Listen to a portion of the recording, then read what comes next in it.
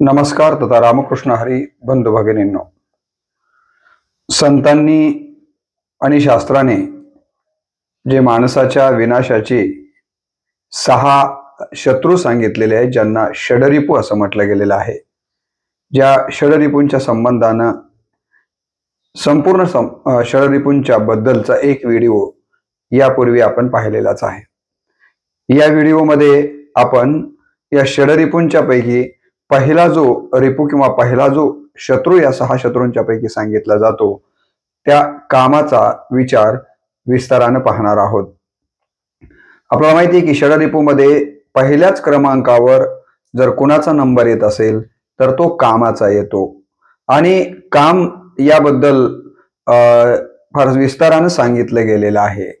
कामाला उपनिषदानं सारक्ष पक्षी याची उपमा दिलेली आहे. सारस पक्षी, सारस पक्षाची विशेषता आपण पाहू शकतो. तर ती विशेषता या कामाच्या ठिकाणी असल्यामुळं सारस पक्षाची उपमा या ठिकाणी कामाला दिली गेलेली आहे. माऊलींनी कामाबद्दल काय म्हटलंय बघा. माऊली म्हणतात, जैसा भोगी काम वाढे, काय इंदने आगीसी हकाक चढे, तैसी खात खातांची तोंडे खाका ते ठेली. काय म्हणतात त्यांनी, एखाद्या आगीमध्ये जसं आपण इंधन म्हणजे तेल टाकत गेलो की ती आग जास्तच काय होते, तर ती आग जास्तच भडकते. तसा हा काम आहे. तुम्ही जितका त्याला भोगण्याचा प्रयत्न कराल तितका तो जास्तीत जास्त वाढत जातो. अशा प्रकारचा विचार या ठिकाणी माऊली या ओवीच्या माध्यमातून सांगताना आपल्याला दिसून येतात. तुलसीदासांनी या कामाच्या बद्दल रामचरितमानसमध्ये जो विचार व्यक्त केलेला आहे तो देखील पाहण्यासारखा आहे. तुलसीदास काय म्हणतात बघा. कोपेहु जबहि बारी चर केतु, कोपेही जबहु बारी चर केतु, क्षण महो मिटे सफल श्रुति सेतु, ब्रह्मचर्य वृत्त झंझमनाना, ब्रह्मचर्य वृत्त संयमनाना, धीरज धर्म ज्ञान विज्ञाना, सदाचार जप जोग विरागा, सदाचार जप जोग विरागा, सभय विवेक कटकुसब भागा, सभय विवेक कटकुसब भागा. या प्रकारचं वर्णन रामचरितमानसमध्ये संत तुलसीदास महाराज करताना आपल्याला दिसून येतात.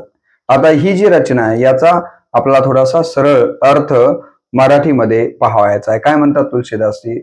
तुलसीदासजी म्हणतात की जेव्हा काम कोपतो तेव्हा एका क्षणात सफळ श्रुती अभ्यासाचा सेतू कोसळतो. ब्रह्मचर्य वृत्त असो, अनेक प्रकारचा संयम असो, धीर असो, धर्म असो, ज्ञान विज्ञान सदाचार जप योग वैराग्य विवेकासह सर्व सैन्य भीतीनं पळून जातं. जेव्हा काम कोपतो तेव्हा माणूस सगळं काही विसरून जातं. हे सगळं बाकीचं आपल्या जवळून पळून जातं. इतका हा काम भयानक आहे त्याचं कोपणं, असं या रचनेतनं गोस्वामी तुलसीदासांनी सांगितलेलं आपल्याला दिसून येतं. संतांनी कामाबद्दल विस्ताराने लिहिलेलं आहे. काही उदाहरणं केवळ मी आपल्या समोर ठेवणार आहे.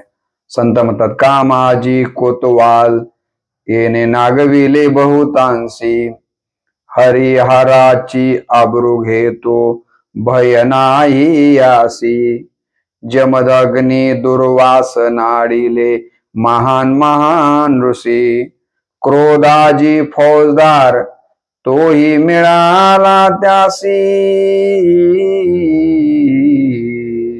जोहार माय बाप जोहार. या पद्धतीनं काय म्हटलंय, कामाजी कोतवाल याने नागविले बहुतांशी. हा कामाजी नावाचा जो कोतवाल आहे ना, या कोतवालानं भल्या भल्यांची काय केलेली आहे, वाट लावली आहे, असं या ठिकाणी संतांना म्हणायचं आहे. कोणाकोणाची लावली हो. हरिहराची आबरू घेतो भय नाही यासी. हरिहर म्हणजे हरी म्हणजे ईश्वर, विष्णूला हरी म्हटलेला आहे. त्याचे बरेच अवतार आहेत. हर म्हणजे महादेव. यांची देखील यानं आबरू घेतलेली आपल्याला दिसून येते. विष्णूचं देखील आपल्याला जे आपण तुळशीचं लग्न लावतो ना, तर त्या संबंधाने एक कथा आलेली आहे, आपल्याला सगळ्यांना माहिती आहे. तर असा हरी असो की हराच्या बद्दलची देखील कथा आपल्याला माहितीच आहे. जमदाग्नी दुर्वास नाडिले महान महान ऋषी. जमदाग्नी सारख्या ऋषीची काय अवस्था झाली, दुर्वास ऋषींची काय अवस्था झाली, तर या कामानं कोणाला सोडलेलं नाही आहे. आणि त्याच्या संगतीला पुन्हा क्रोध असेल, फौजदार क्रोध नावाचा, तर मग मात्र माणसाचं काही खरं नाही. असं कामाबद्दलचं वर्णन संतांनी केलेलं आहे. संत दुसऱ्या एका रचनेमध्ये म्हणतात, संसार दुःख मूळ चहूकडे इंगळ, विश्रांती नाही कोटे, रात्रंदिवस तळमळ. पुढे काय हे मला सांगायचंय की काम क्रोध लोभ सुनी, पाठी लागले ओढाळ, कवना मी शरण जाऊ,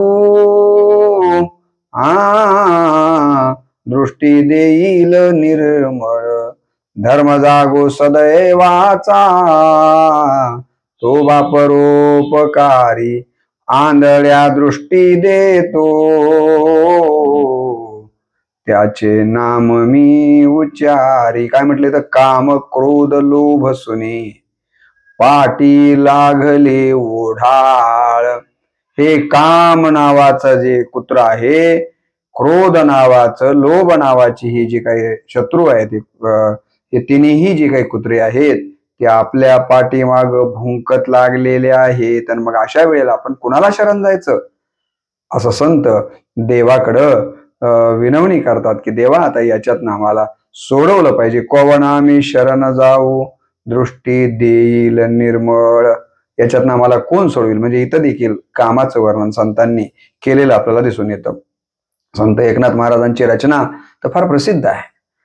लहानपणापासून मी भजनामध्ये ही रचना ऐकत आलेलो आहे.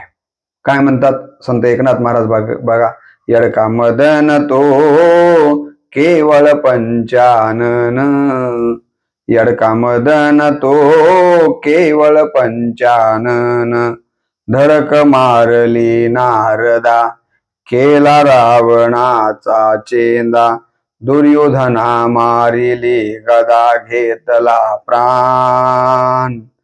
यडका मदन तो केवळ पंचानन, यडका मदन तो केवळ पंचानन, धडक मारिली शंकरा, केला ब्रह्मयाचा मातेरा, इंद्रचंद्रासी दरारा लाविला जेने तो. यडका मदन तो केवळ पंचानन, भस्मासुर मुकला प्राणासी, तेची गती झाली वाळीसी, विश्वामित्रा सारिखा ऋषी, नाडीला जेने तो. यडका मदन तो केवळ पंचानन, शुकदेवाने ध्यास धरोनी, यडका आणिला आकळोनी, एका जनार्दनाचे चरणी, लाविला जाने तो. यडका मदन तो केवळ पंचानन. या मदन नावाच्या येडक्यानं काय केलं, मोठ्या मोठ्यांना धडक दिली. हो, सर्वसामान्य माणसांची गत काय, कुणाकुणाला धडक दिली, तर या पंचानन 5 तोंड असलेला हा जो काम नावाचा येडका आहे मातलेला, यानं कुणाकुणाला धडक मारली. नारदाला धडक मारली म्हणतात, रावणाला धडक मारली, दुर्योधनाला धडक मारली, शंकराला धडक मारली, ब्रह्माला धडक मारली, इंद्राला धडक मारलेली आहे. म्हणजे उदाहरण स्वरूपामध्ये त्यांनी सांगितलेलं आहे. भस्मासुराला धडक मारली, हे की नाही, वाळीला धडक मारली, विश्वामित्रासारख्या ऋषीला धडक मारली. केवळ या येडक्याला बांधून आणण्याचं काम जर कुणा केलं असेल तर ते शुकदेवांनी केलं, नाही तर बाकी सगळ्यांचा मातेरा करण्याचं काम या येडका का नावाच्या कामानं केलेलं आपल्याला दिसून येतं. असा हा काम मोठ्या मोठ्यांना जर्जर करतो, मोठ्या मोठ्यांचा धडका देऊन त्यांना देखील मातीमूल बनवण्याचं काम करतो, असं वर्णन संत एकनाथ महाराज या रचनेतनं करताना दिसून येतात. त्यांचं एक भारुड आपल्याला सगळ्यांना माहिती आहे. आपण दूरदर्शनवर अनेक वेळेस हे भारुड ऐकलेले असेल, भजनामध्ये नेहमी हे भारुड अभिनय सादर केलं जातं. कोणता अभिनय? विंचू चावला वृश्चिक चावला, विंचू चावला वृश्चिक चावला, काम क्रोध विंचू चावला. कोणता विंचू चावलाय? इथं जो विंचू चावलेला हे जे रूपक केलेला आहे हा काम आणि क्रोध नावाचा विंचू चावला. काम क्रोध विंचू चावला, तम घाम अंगी आला, पंच प्राण व्याकुळ झाला, सर्व अंगाचा दाह झाला. विंचू चावला वृश्चिक चावला, विंचू चावला वृश्चिक चावला. तर कोणता विंचू चावलेला आहे? काम आणि क्रोध. आपण कामाबद्दलची चिंतन या ठिकाणी करतो आहोत. हा विंचू मला चावलाय, आता याच्यातनं कसं बरं व्हायचं असं रूपक करून या ठिकाणी काम कसा माणसाला दंश करतो याबद्दलचं चिंतन नाथ महाराज याही रचनेतनं करताना आपल्याला दिसून येतो. जर आपण बघतो बऱ्याच वेळेला की बरीच माणसं धडधाकट असतात, परंतु काही काळानंतर पत्नीच्या आहारी गेलेला आपण पाहतो. त्याचं कारण एकच की तो पत्नीच्या आहारी का जातो, तर तो पत्नीच्या कामाच्या अंकित झालेला असतो. कामाचा एक अर्थ सेक्स असा देखील आहे बरं. कामाचा काम हा शब्द केवळ सेक्स पुरता नाही आहे, परंतु त्यामध्ये सेक्स हा एक कामाशी संबंधित आलेला अर्थ आहे, हे आपण लक्षात घेतलं पाहिजे. तुकाराम महाराज असाच एक बायकोच्या ऐकण्यात गेलेला नवरा कामामुळे त्याचं वर्णन, काम कसा माणसाला आहारी घालतो त्याचं वर्णन एका रचनेमध्ये एका अभंगामध्ये करतात. कामाचा अंकित कांते ते प्रार्थित, तुका हो दूषित निरंतर. कोणता पतीचं वर्णन केलंय? तर जो कामाचा अंकित झालेला आहे, जो स्त्रीच्या कामाचा अंकित झालेला आहे ना, असा पती आपल्या पत्नीला म्हणतो तू का हो दूषित निरंतर. काय झालं तुला? का चिंता करतेस? तू काही चिंता करू नकोस. माझी माये बापे बंधू हो बहिणी, तुझ करिता शीन त्यागीन मी, त्यांचे जरी तोंड पाहीन मागुता, तरी मज हत्या घडो तुझी. सकाळी उठून वेगळा निघेन, वाहतो तुझी आन निश्चयीसी. आई वडील ज्यांनी आपल्याला जन्म दिलाय त्या आई वडिलांना देखील मी वेगळं करतो, त्यांचं तोंड बघणार नाहीये, बस सकाळ तर होऊ दे. या पद्धतीनं सख्या आई वडिलांना घरातून बाहेर काढण्याची भाषा कोण करतोय? तर काम नावाचा जो पत्नीच्या संबंधानं विकार पतीच्या मनात जागा झालाय त्यानं हे नाते संबंध देखील तोडून टाकलेले आहेत. आपल्याला माहिती आहे की पंढरीचा पांडुरंग जे पंढरपूरला आलेले आहे, द्वारकेचा राणा म्हणतात की नाही, ते भगवान श्रीकृष्ण हे पंढरपूरला विठ्ठलाच्या रूपामध्ये आले. कशामुळे आले? तर पुंडलिकांनी आई वडिलांची सेवा केली म्हणून. परंतु त्या पुंडलिकाचं जर आपण पूर्वचरित्र बघितलं तर हे पुंडलिक देखील पत्नीच्या कामामुळे अंकित झालेले होते. एवढा इतिहास आपल्याला सांगितला जातो. तर तशाच पद्धतीनं काम हा कुठल्या पातळीपर्यंत माणसाला घेऊन जाऊ शकतो याचं हे उदाहरण या रचनेतनं आपल्याला पाहायला येतं. या पद्धतीनं बऱ्याचशा रचना या ठिकाणी आलेल्या आहेत. संतांनी देवाकडं ज्या काही विनंत्या केलेल्या आहेत त्यामध्ये संत तुकाराम महाराज म्हणतात की देवा तर काय सांगावं म्हणाले, माझ्या पाठीमागे कोण कोण लागले सांगू तुला. काम क्रोध माझे लावियले पाठी, बहुत हिमपुटी झालो देवा, आवरिता तुझ नाव राती. देवा हे काम आणि क्रोध माझ्या पाठीमागे का लावलास रे? मी कितीही आवरण्याचा प्रयत्न करतोय परंतु ते काही आवरत नाहीये. थोर वाटे चित्ती आश्चर्य हे. काय आश्चर्याची गोष्ट आहे म्हणाले, कितीही आवरण्याचा प्रयत्न केला तरी ते आवरले जात नाही आहेत. आणि असे हे काम क्रोध माझ्या पाठीमागे का लावलास देवा? म्हणजे संत देखील कामक्रोधांच्या बाबतीमध्ये किती चिंतित आहेत. त्यांना देखील याच्यावरती एकाएकी विजय प्राप्त करता आलेला नाहीये. गोस्वामी तुलसीदासांचं चरित्र एका व्हिडिओमध्ये यापूर्वीच्या मी सांगितलेलं आहे की रामबोला नावाचा ज्यांनी नंतर गोस्वामी झाले, हा रामबोला पत्नीच्या कामाने किती अंकित झाला होता याचं मला वाटतं की सगळी कथा आपण त्या व्हिडिओमध्ये ऐकू शकतो. आणि शेवटी पत्नीच जेव्हा अशा कामातूर पतीला म्हणते की लाजन आयहूं आपको दौड़े आयहूं साथ धिक धिक ऐसे प्राण कोण क्या कहूं मैं नाथ अस्ति चर्ममय देह ममता में इतनी प्रीति इतनी भगवत पर हो जाय तो होय न भव भीती. हे माझे पतिराज, तुम्हाला माझा पती म्हणायला लाज वाटते. अहो अस्ति चर्म, ह्या हाडामासाच्या शरीराच्या कामाला इतके तुम्ही या ठिकाणी त्याच्या अंकित झालात की रात्र बघत नाहीयेत, पाऊस बघत नाहीयेत, सर्प बघत नाहीयेत, तुम्ही तर मला भेटायला येता. एवढंच जर तुम्ही कामावर जेवढं प्रेम करता तेवढं देवावर केलात तर तुम्ही किती मोठे व्हाल. आणि तुम्हाला माहिती आहे की जे तुलसीदास कामातूर होते ते तुलसीदास गोस्वामी झाले. गो म्हणजे इंद्रिय, स्वामी म्हणजे ताबा मिळवणारा. ज्या रामबोलावरती इंद्रिय अधिराज्य गाजवत होते त्या इंद्रियांच्या वरती नंतर रामबोलांनी स्वतः ताबा मिळवला आणि ते गोस्वामी झालेले आहेत. आणि त्यांनी लिहिलेलं रामचरितमानस हे जगप्रसिद्ध झालेलं आपल्याला पाहायला मिळतं. म्हणून काम हा मोठ्या मोठ्यांना धडक मारणार आहे असं या निमित्तानं आपल्याला पाहायला मिळतं. या ठिकाणी ययातीचं उदाहरण आपल्या सगळ्यांना माहिती आहे की पुरू जो शर्मिष्ठीचा मुलगा आहे त्यानं आपल्या बापाला म्हणजेच ययातीला आपलं तारुण्य दिलं. त्यानं ते तारुण्य हजारो वर्ष भोगलं तरीही ययातीचा काम शमला का हो?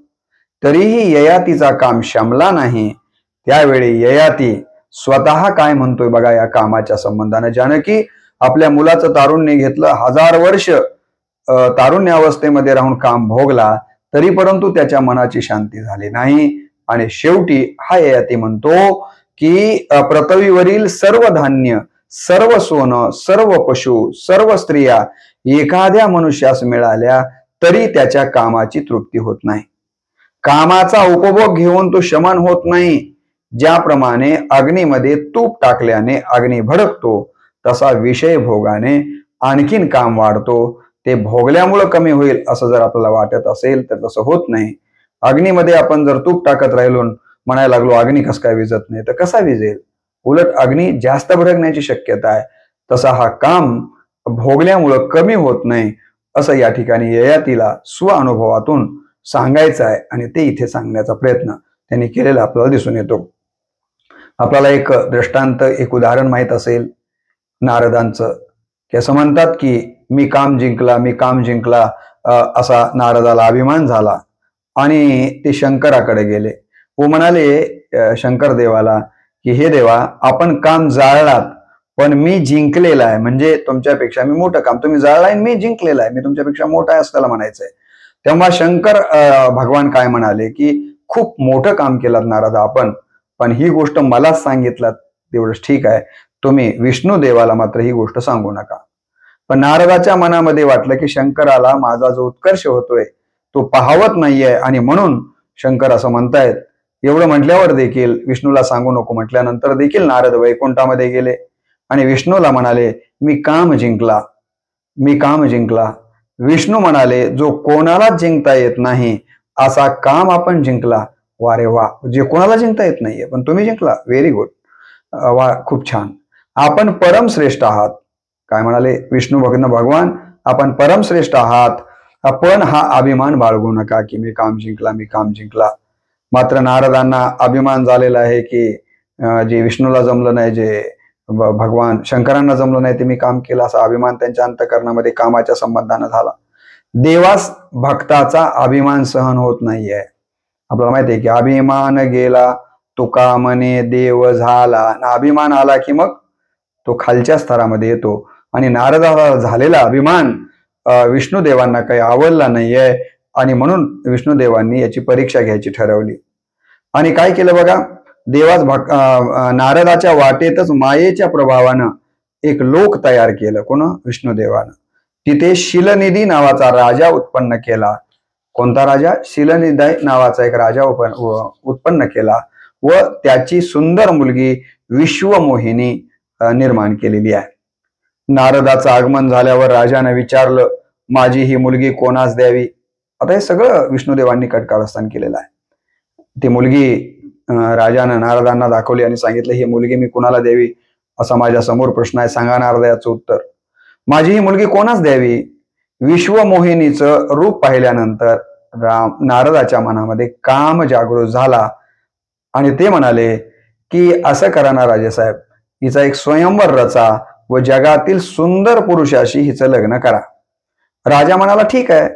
स्वयंवर रचलं गेलं, सर्वत्र दौंडी पिटली गेली, सर्व राजे आले.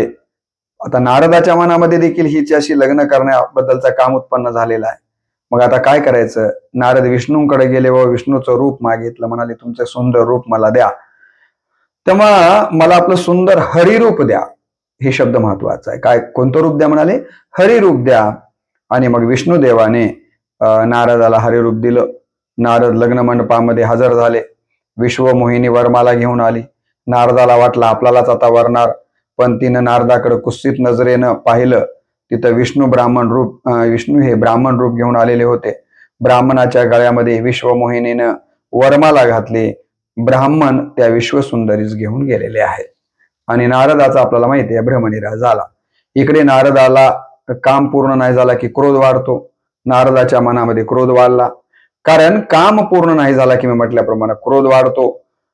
आणि काम पूर्ण झाला की क्रोध वाढतो आणि काम अपूर्ण राहिला की क्रोध वाढतो आणि काम सतत पूर्ण झाला की लोभ वाढतो. असं याचं समीकरण आपण लक्षात घेतलं पाहिजे. नारद गेले आणि बघतात तर काय, पाण्यामध्ये त्यांनी स्वतःचं रूप पाहिलं तर माकडाचंच रूप त्यांनी घेतलेलं होतं. कारण हरी या शब्दाचा एक अर्थ माकड असा देखील होतो. नारदानं राग आला. नारद म्हणाले विष्णुदेवा तुम्ही मला वाकडाचं रूप दिलं, हे बरोबर नाहीये, म्हणून शाप दिला. आणि शापामध्ये म्हणाले मी स्त्री विना जसा वेडा झालो कामामुळे, नारद म्हणतात, तसाच देवा तू देखील एक वेळेस स्त्री विना वेडा होशील. आणि आपल्या सगळ्यांना माहिती आहे त्यासाठी प्रभू रामचंद्रांना सीताई साहेब जेव्हा रावण घेऊन गेले तेव्हा स्त्री विना वेडेपणा करावा लागला. ही सगळी कथा आपल्याकडं सांगितलेली आहे. आणि मग नंतर नारदाचा काम शमल्याच्या नंतर लक्षात आलं की अरे मला तर अभिमान झाला होता मी काम जिंकला म्हणून, परंतु विष्णुदेवांनी या घटनेतनं आपल्याला दाखवून दिलं की आपल्याही मनातला काम काही गेलेला नाही आहे. तर नारदासारख्याची देखील ही स्थिती झालेली आपण पाहतो.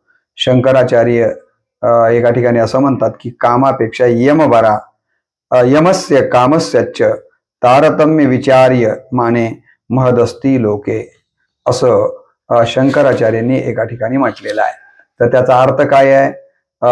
सगळं मी काही न वाचता संस्कृत मधला अर्थ सांगतो. यम आणि काम याचा विचार करून महात्मा लोकांनी सांगितलं आहे, यम हा सर्वांना अप्रिय वाटतो पण शिक्षा देऊन सुधारतो, मात्र काम प्रियत वाटत असला तरी जीवनामध्ये अनर्थ घडवण्याचं काम करतो. यमापेक्षा देखील काम कसं आहे तर भयानक आहे, कारण यम शिक्षा करतो आणि आपली चूक सुधारण्याची संधी देतो आपल्याला, परंतु काम आपल्याला चूक करायला होतो आणि त्यातनं मात्र आपल्या जीवनामध्ये अनर्थ आणण्याचं काम करत असतो. तर अशा पद्धतीने देखील सांगितलं गेलेलं आहे. कामाच्या बद्दल आणखीन एक कथा सांगितली जाते की एक राजा भ्रमंती करत होता. एक म्हातारीचं झोडपं राजाला दिसलं, फिरताना दिसलं. राजाला आश्चर्य वाटलं. त्यानं दोघांना दुसऱ्या दिवशी दरबारामध्ये बोलवलं. म्हाताऱ्यानं कारण ओळखलं. आपल्याकडे तांदळाची पुडी व म्हातारेकडे राखीची पुडी घेतली. कारण म्हाताऱ्याला लक्षात आलं की राजाला आपण दोघं या वयामध्ये फिरतोय हे बरं वाटलेलं नाहीये. त्याच्या मनामध्ये उत्सुकता आहे की हे या वयात असे कसे नवरा बायको सोबत फिरतायत. हे म्हाताऱ्यानं ओळखून काय केलं तर ते असं म्हणतात की म्हाताऱ्यानं आपल्याकडे तांदळाची पुडी ठेवली व म्हातारीकडे राखीची पुडी दिली आणि दोघेही दुसऱ्या दिवशी राजाच्या समोर राजवाड्यामध्ये गेलेले आहेत. राजाने विचारलं की एवढ्या म्हातारपणात तुम्ही दोघे एकमेकांच्या हातात हात घालून चालत होतात, म्हातारीनं श्रंगार केलेला होता, याचं रहस्य काय? म्हाताऱ्यानं त्या दोन्ही पुड्या राजाच्या हातात दिल्या. म्हणाले त्याचं उत्तर हे आहे. राजाच्या काय लक्षात येईना. म्हटले एक तांदळाची पुडी आणि एक राखीची पुडी, या दोन्ही मधनं उत्तर काय कसं काय समजायचं? राजाने या ठिकाणी उकलून बघितल्या त्या पुड्या, तर एका पुडीमध्ये तांदूळ होते आणि म्हातारीची जी पुडी होती तिच्यामध्ये राख होते. म्हाताऱ्याच्या पुडीमध्ये तांदूळ होते आणि म्हातारीच्या पुडीमध्ये राख असलेले दिसले. राजा म्हणाला मला याचं उत्तर कळालं नाही. तेव्हा म्हातारा म्हणाला तांदूळ जोपर्यंत खात राहणार आहे व म्हातारीच्या देहाची राख होणार नाहीये तोपर्यंत आमचा काम काही शमणार नाहीये. आणि म्हणून आपण पाहतो की म्हातारपणामध्ये देखील लग्न झालेली आपल्याला ऐकायला मिळतात. आणि म्हणून अशा पद्धतीचं उदाहरण दिलं गेलेलं आहे. तुम्हाला माहिती आहे की पांडवांचे पंडू राजाची कथा आपल्या सगळ्यांना माहिती आहे की पंडू राजांना शाप होता स्त्रीला स्पर्श करू नको म्हणून. तरी परंतु एके वेळेला पंडू कामातूर होतो आणि माद्री स्पर्श करतो आणि त्यामध्येच पंडू राजांचा प्राण गेलेला आपल्याला सगळ्यांना कामामुळे माहिती आहे. इंद्र, चंद्र, ब्रह्मदेव, महादेव, जमदग्नी, दुर्वास कितीतरी उदाहरणं यापूर्वीच्या रचनांच्या मध्ये आपण पाहिलेली आहेत. मग आता अशा या कामातनं जर मुक्तता प्राप्त करायची असेल तर काय करावं लागेल असं संतांना विचारलं गेलं. तेव्हा तुकाराम महाराज त्याचं उत्तर देतात, काम क्रोध आम्ही वाहिले विठ्ठली. आम्ही काही केलं नाही म्हणाले. हे काम क्रोध आम्ही काय केले तर देवाच्या पायावर वाहून टाकले. आवडी धरिली पायासवे आता कोण पाहे मागे परतोनी गेले हरपोनी देह भाव. काय करायचं नाही म्हणले. हे काम क्रोध देवाच्या पायावर अर्पण करायचे, हे की नाही. आणि असा काम जर या कामावर विजय जर कोणी मिळवला असेल, कामाला बंदीखान्यामध्ये बंदवाडीमध्ये घालण्याचं काम जर कोणी केलं असेल तर मी परवा आपल्याला माहिती आहे की मारुती हनुमंतरायांच्या वरती एक व्हिडिओ बनवला. त्या हनुमंतरायांचं चरित्र आपण ऐकलं असेल तर या हनुमंतरायांना मात्र कामावर विजय प्राप्त केलेला आहे. म्हणून संत म्हणतात, काम बांधवडी काळ घातला तोडरी तया माझे दंडवत कपिकुळ हनुमंत. या ठिकाणी तुकाराम महाराज म्हणतात की मी त्यांना दंडवत घालतो. कोणाला? हनुमंतरायांना. कशासाठी?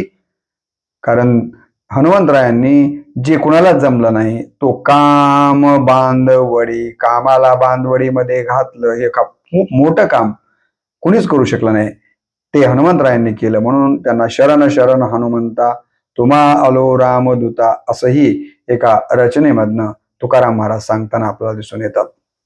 या कामावरती विजय मिळवायचा असेल तर काय करावं लागेल? संत एकनाथ महाराज सांगतात, एका जनार्दनी गाता हरीचे नाम, एका जनार्दनी गाता हरीचे नाम, निमाली इंद्रिये विषय विसरली काम. हे सगळे इंद्रिय कामाला विसरून जातात केव्हा? गाता हरीचे नाम. त्या हरीचं नाव जर आपण गायलं तर हे होऊ शकतं. किंवा तुकाराम महाराज एका ठिकाणी सांगतात, तुका म्हणे नाम ज्याचे नाशी क्रोध काम, तुका म्हणे नाम ज्याचे नाशी क्रोध काम, हरी भवश्रम उच्चारिता वाचेसी. आपल्या वाचेला जर देवाचं नामस्मरण केलं तर ह्या काम क्रोधांना मारून टाकण्याचं काम कोण करतं? तर हे देवाचं नाव करतो. असं संत या कामावरचा रामबाण उपाय हे देवाचं नाव सांगतात. कामाबद्दलचं आणखीन एक उदाहरण, प्रसिद्ध उदाहरण मीराबाईच्या संबंधानं सांगितलेलं जातं. मीराबाईंच्या पदरी म्हणजे त्यांच्या घरी एक भंगीन काम करत असायची. म्हणजे भांडे म्हणा धुण्याचं काम एक भंगीन करत असायची. त्या भंगिनीला तिचा एक तरुण मुलगा आहे. हा मुलगा एके दिवशी आपल्या आई बरोबर मीराबाईच्या घरी आलेला आहे आणि या मुलानं मीराबाईचं सौंदर्य बघितलं आणि बस त्याच्या मनामध्ये मीराबाईच्या संबंधानं काम उत्पन्न झाला आणि सारखा तो मनामध्ये विचार करायला लागला की या मीरा ही माझी पत्नी कधी होईल, आणि वाळून जायला लागला. तो आईला एके दिवशी म्हणाला की आई, मला मीराबाई बरोबर लग्न करायचं आहे. आई म्हणाले, अरे वेड्या, ती राजाची लेक आणि मी तिच्या घरी काम करणारी भंगीन, हे कसं शक्य आहे? नाही मला करायचंय. आणि मग मुलाचं टेन्शन, आई वाळून जायला लागली, मुलगाही वाळून जायला लागला. मीराबाईच्या लक्षामध्ये आलं की बाई खूपच खराब होत चाललेली आहे. तिने एके दिवशी त्या कामवाल्या बाईला विचारलं, म्हणाले, बाई अशामध्ये तुम्ही फारच खराब होत आहेत, काय झालं तुम्हाला? तर त्या म्हणाले, आता कसं सांगायचं ताईसाहेब? म्हणाले, सांगा ना, माझ्या मुलानं तुमचं सौंदर्य बघितलंय आणि तो तुमच्याशी लग्न करायचंय म्हणतोय. भीत म्हणाली. आणि त्यावेळेस मात्र मीराबाई असं म्हटल्याबरोबर मीराबाई म्हणाली, चालेल, तसं जर असेल तर या लग्नाला मी तयार आहे. एवढंच कम कर की उद्या त्याला माझ्याकडे घेऊन ये. मी तुमच्या मुलाबरोबर नक्कीच लग्न करायला तयार आहे. आता ह्या बाईला वाटलं की अरे बापरे, मी स्वप्नात तर नाही आहे ना. हिनं एकदम माझं म्हणणं ताईसाहेबांनी राणीसाहेबांनी ऐकलेलं आहे. त्यावेळेला दुसऱ्या दिवशी मुलगा राजवाड्यामध्ये ती आई घेऊन येते. मीराबाईच्या समोर येऊन उभा राहतो. ती म्हणते माझ्याशी लग्न करणार का? तर तो होय म्हणतो. मीराबाई म्हणाली ठीक आहे, पण माझी एक अट आहे, समोर पिंपळाचा पार आहे. एक अट माझी तू लक्षात घे, की इथं समोर पिंपळाचा पार आहे. 7 दिवस अन्न पाणी न घेता न झोपता सतत श्रीकृष्ण गोविंद अरे मुरारी, हे नाथ नारायण वासुदेवा